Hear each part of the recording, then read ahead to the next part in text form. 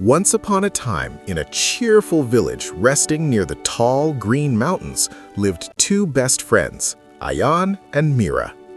Their laughter echoed through the fields, and their eyes sparkled with curiosity every single day.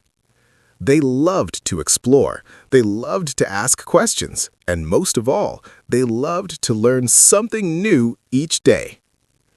One bright and sunny morning, their teacher stood before the class with a warm smile and said, "Children, today we're going to learn about something very important, types of houses." Ayan quickly raised his hand, his eyes wide with wonder. "Ma'am, are all houses the same?" The teacher chuckled gently. "Oh no, Ayan. There are two main types of houses, Kutcha houses and Pucca houses." That evening, with excitement bubbling in their hearts, Ayan and Mira decided to explore their village and see these houses for themselves. First, they stopped near Ramu Uncle's little home. Its walls were made of mud, and its roof was covered with dry straw and bamboo. It looked simple, but warm and welcoming. Ramu Uncle smiled kindly and said, "This is called a Kutcha house. It is made from natural materials like mud, straw, bamboo, and wood."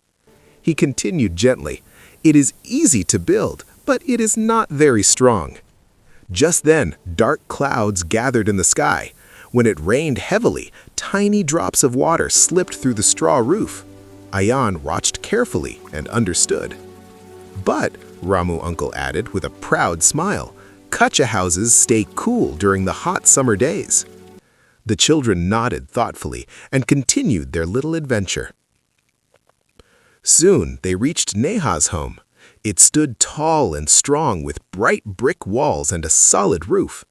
Neha greeted them happily. "This is a Pucca house," she explained. "It is made of bricks, cement, iron, and steel."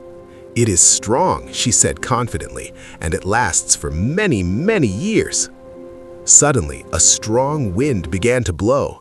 Trees swayed and leaves danced in the air. But Neha's house stood firm and steady, not moving even a little.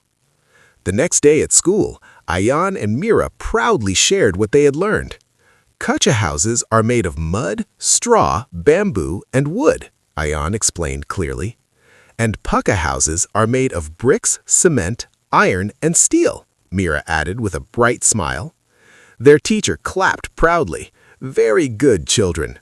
Then Ayan looked at Mira and said softly, "No matter what kind of house we live in." "A house becomes a home," Mira finished gently, "when our family fills it with love."